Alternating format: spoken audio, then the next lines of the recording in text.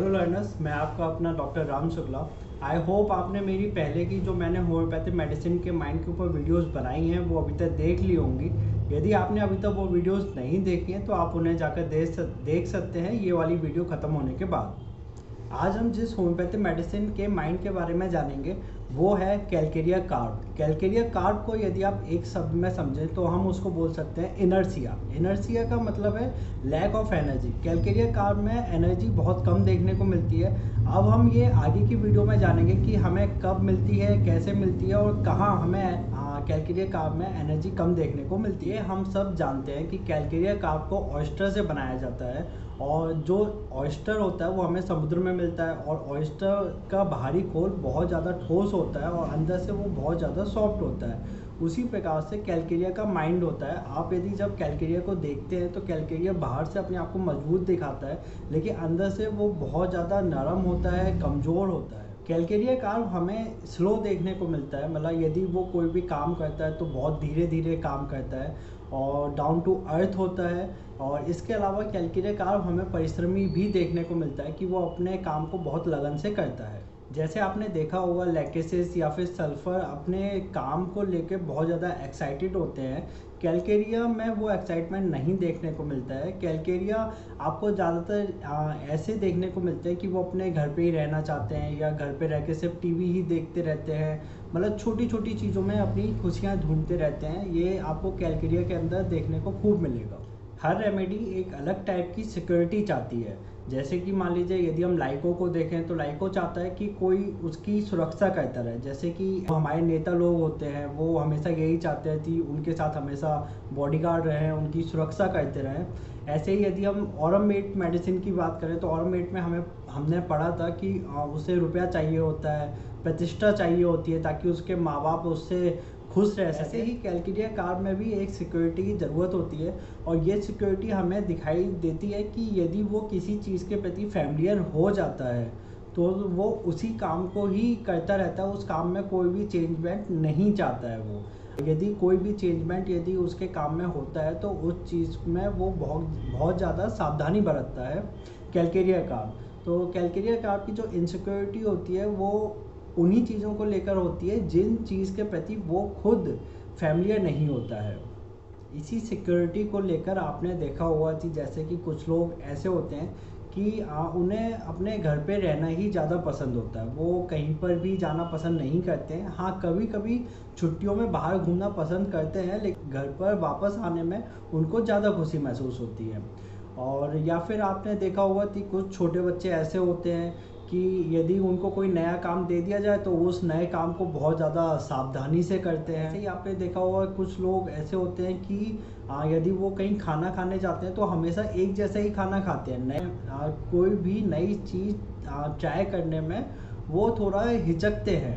तो ऐसी क्वालिटी ये सारी चीज़ें आपको कैलकेरिया कार्ब के पेशेंट में ही देखने को मिलती हैं। ऐसे ही आपने कुछ बूढ़े लोग देखे होंगे कि वो हमेशा किसी ना किसी बात को लेके आपको समझाते ही रहते हैं। ऐसा लगता है जैसे कि उनके पास सारी दुनिया का ज्ञान है।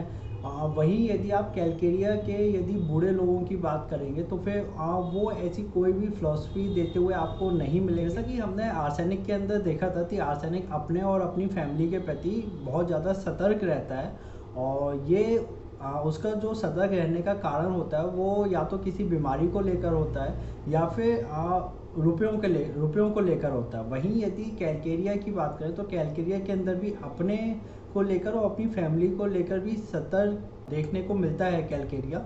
और उसके अंदर ये चीज़ मिलती है इनसिक्योरिटी की वजह से, क्योंकि यदि कैलकेरिया किसी चीज़ के लिए यदि फैमिलियर नहीं है तो फिर उसे वो चीज़ से इनसिक्योरिटी होती है। एक बार जब कैलकेरिया को ये लग जाता है कि अब वो सिक्योर हो गया है, यानी कि चीज़ों के लिए वो फैमिलियर हो गया, वो सारी चीज़ें उसके लिए फैमिलियर हो गई हैं, तो वो बहुत ज़्यादा रिलैक्स हो जाता है और अपनी लाइफ को एंजॉय करने लगता है। इन सभी पॉइंटों को देखते हुए सबसे पहला पॉइंट जो हमें कैलकेरिया के अंदर देखने को मिलता है वो है सिंप्लिसिटी। कैलकेरिया बहुत ज़्यादा सिंपल पर्सनैलिटी होता है और ये आपको कैलकेरिया के अंदर तभी देखने को मिलता है जब कैलकेरिया सिक्योर हो जाता है, यानी कि चीज़ों के लिए फैमिलियर हो जाता है। जब वो सिक्योर हो जाता है तो उसको लाइफ से कोई एक्सपेक्टेशन नहीं रह जाती है। वो उसके पास जितना भी चीज़ें होती हैं वो उसी में ही खुश रहता है और अपनी लाइफ उसी में ही जीना पसंद करता है, उसमें कोई भी चेंजमेंट वो नहीं चाहता है। इसलिए कैलकेरिया आपको डाउन टू अर्थ भी देखने को मिलता है।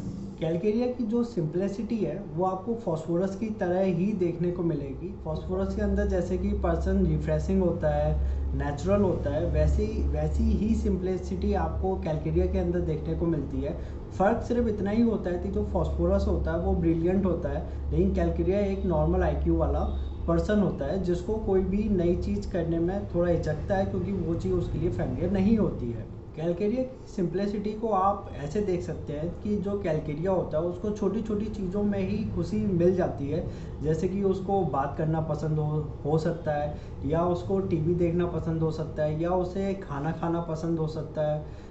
ऐसी छोटी छोटी चीज़ों में ही कैलकेरिया अपनी खुशी देख लेता है, तो इससे भी आप उसकी सिंप्लिसिटी देख सकते हैं। कैलकेरिया में ये सिंप्लिसिटी आपको तभी देखने को मिलती है जब कैलकेरिया खुश होता है, और कैलकेरिया खुश तभी होता है जब वो सिक्योर होता है, और सिक्योर वो तभी होता है जब वो चीज़ों के प्रति फैमिलियर होता है।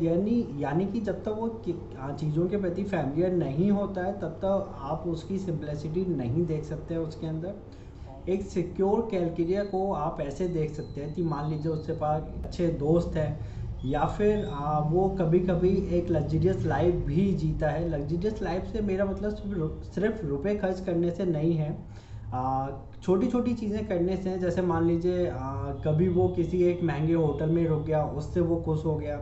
या फिर आप मान लीजिए कभी उसका मन कर रहा है कि वो सर्दियों के दिनों में हॉट बाथ टब ले ले, उसमें भी उसको खुशी मिल जाती है। तो ऐसी छोटी छोटी खुशियाँ भी यदि लग्जरियस के अंदर उसकी कैलकेरिया के अंदर हमें देखने को मिलती है। ये आप जानते ही हैं कि कैलकेरिया को सेडेंटरी लाइफ जीना पसंद होता है। जो कैलकेरिया सेडेंटरी लाइफ जीते हैं और यदि उनको खाना खाना बहुत ज़्यादा पसंद होता है तो वही कैलकेरिया आपको मोटे भी दिखाई देते हैं। इसलिए हम कैलकेरिया को फैटी फ्लैबी भी पढ़ते हैं, तो वो वही होता है जिसको खाना खाना पसंद होता है। नेट्रम म्यूर की तरह नहीं कि किसी डिप्रेशन की वजह से वो ओवर ईटिंग करता जा रहा है और उसकी वजह से वो मोटा हो गया है। नेट्रम म्यूर और कैलकेरिया के मोटापे को लेकर हमें एक चीज़ देखने को मिलती है कि जो नेट्रम म्यूर होता है उसको अपना मोटापा बिल्कुल भी पसंद नहीं होता है। वो अपने आप को अच्छी नज़रों से नहीं देखता है जब वो मोटा होता है, लेकिन कैलकेरिया को अपने मोटापे से कोई फ़र्क नहीं पड़ता है। कैलकेरिया प्रैक्टिकल टास्क में भी काफ़ी अच्छा होता है, क्योंकि जब वो यदि किसी टास्क के प्रति फैमिलियर हो जाता है तो उस टास्क को वो बहुत परफेक्ट तरीके से करता है। लेकिन यदि जब भी उसे कोई नया टास्क दिया जाता है जिसके प्रति वो फैमिलियर नहीं है तो उस टास्क को वो बहुत ज़्यादा धीरे धीरे करता है। इसलिए आपको कैलकेरिया के अंदर एक स्लोनेस भी देखने को मिलती है, और हम हमेशा पढ़ते भी हैं कि कैलकेरिया बहुत ज़्यादा स्लो होता है, और उसका रीज़न यही है क्योंकि वो उस चीज़ के प्रति फैमिलियर नहीं होता है। यदि आप कभी कैलकेरिया को कोई काम करने के लिए देते हैं तो आप उस पर विश्वास कर सकते हैं कि वो उस काम को अच्छे तरीके से करके देगा। यदि वो काम उसके लिए फैमिलियर है तो वो उस काम को बहुत जल्दी कर देगा। यदि कोई नया काम है तो उस काम को धीरे धीरे करेगा, लेकिन पूरा ख़त्म करके ही मानेगा।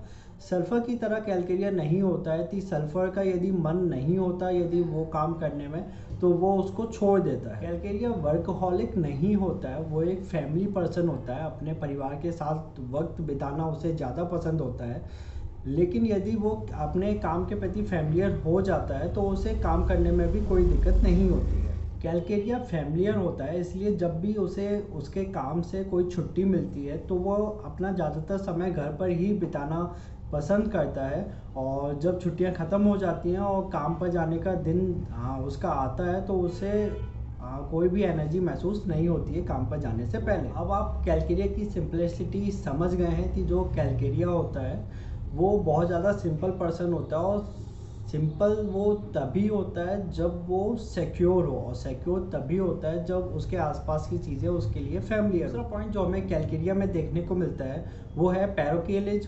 पैरोकियल एज से मेरा मतलब है कि एक ऐसा पर्सन जिसको कोई भी एक ही काम करना पसंद हो। आप बोल सकते हैं कि उसकी सोच छोटी है, मतलब उसकी सोचने का जो दायरा होता है वो छोटा है, उसको पैरोकियल पर्सन कहा जाता है।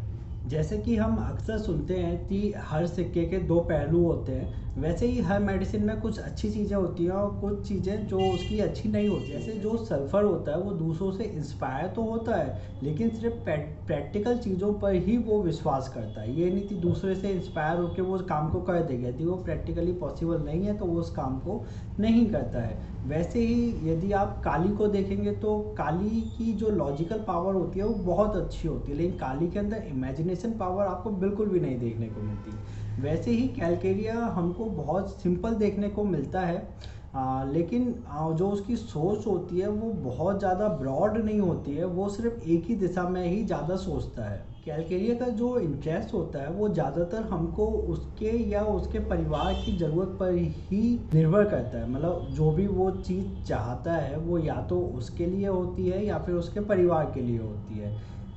इसलिए वो इस सोच से बाहर कोई भी चीज़ दूसरे के लिए तो नहीं ही सोच पाता है। इसलिए हमने उसे पैरोकियल पर्सन कहा है कि उसकी जो सोच होती है वो सिर्फ या तो उसकी ज़रूरतों पर निर्भर करती है या फिर उसके परिवार की ज़रूरतों पर निर्भर करती है। और यही चीज़ कैंट ने भी अपने लेक्चर के अंदर बताया है कि calcarea leads to little things. Calcarea की इसी छोटी सोच को, एक सीमित सोच को हम एक एग्जांपल के थ्रू समझ सकते हैं कि मान लीजिए कि एक कैलकेरिया है, आसपास यदि गर्मी ज़्यादा होती है तो आसपास पेड़ पौधे लगाने के बारे में सोचेगा, ना कि वो ये सोचेगा कि अमेजन रेन फॉरेस्ट के अंदर पेड़ कितने हैं।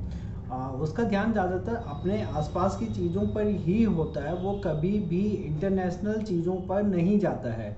इससे ये साबित नहीं होता है कि कैलकेरिया इंटेलिजेंट नहीं है। कैलकेरिया इंटेलिजेंट होता है, लेकिन सोचने की जो सीमा होती है वो सीमित होती है, उसके आसपास की चीज़ों पर ही होती है। लेकिन अब ऐसा तो नहीं है कि किसी भी कैलकेरिया के पास इंटरनेशनल नॉलेज नहीं होती है।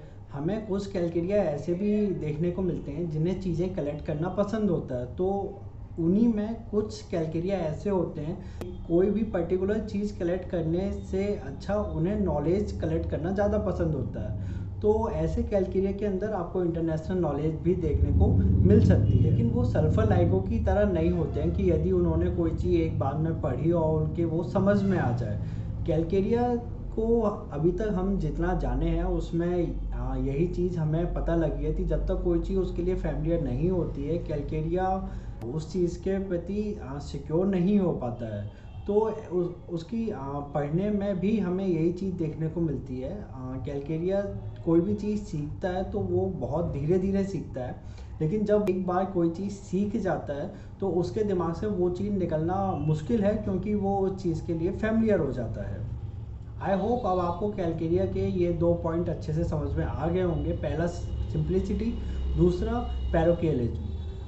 इन दोनों में मेन चीज़ हमको यही देखने को मिलती है कि कैलकेरिया जब तक किसी भी चीज़ के प्रति फैमिलियर नहीं होता है तब तक वो सिक्योर नहीं हो सकता, और सिक्योर नहीं हो सकता तो वो उसमें सिंप्लिसिटी हमको देखने को नहीं मिलती है। वहीं पैरोकियलिज्म जो उसकी सोच होती है वो एक सीमित सीमा तक ही होती है, उससे बाहर वो नहीं सोच पाता है। वो या तो अपनी ज़रूरत की चीज़ें सोचता है या फिर अपने फैमिली की ज़रूरत की चीज़ें ही ज़्यादातर सोचता है। यदि आपको कैलकेरिया के इन 2 पॉइंट में कोई भी कन्फ्यूज़न हो तो आप नीचे कमेंट करके वो बता सकते हैं। बाकी के कैलकेरिया के आगे अभी हम 2 पार्ट और देखें, क्योंकि कैलकेरिया मेडिसिन काफ़ी बड़ी है, इसके माइंड को समझना भी हमारे लिए बहुत ज़्यादा ज़रूरी है। हम जितना भी कैलकेरिया अभी तक पढ़ते हुए आए हैं, हम 1-2 लाइन में ही कैलकेरिया का माइंड ख़त्म कर देते हैं, जिसको हमें और अच्छे से समझना चाहिए। बाकी आप चैनल सब्सक्राइब कर लीजिए। मैं होम्योपैथी मेडिसिन के माइंड के ऊपर ऐसी वीडियोस लाता रहूँगा, ताकि आप होम्योपैथी मेडिसिन के माइंड को जितना हो सके उतनी आसानी से समझ सकें। Thank you.